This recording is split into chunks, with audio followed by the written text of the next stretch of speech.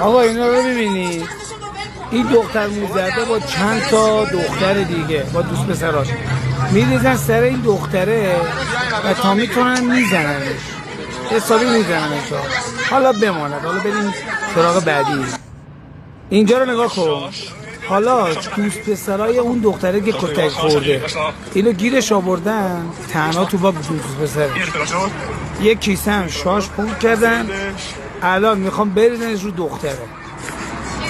الان گیر میدن کشیشی به دوست پسرش، میگه بلند شو و شاشه رو میریزن روی صورت دختر.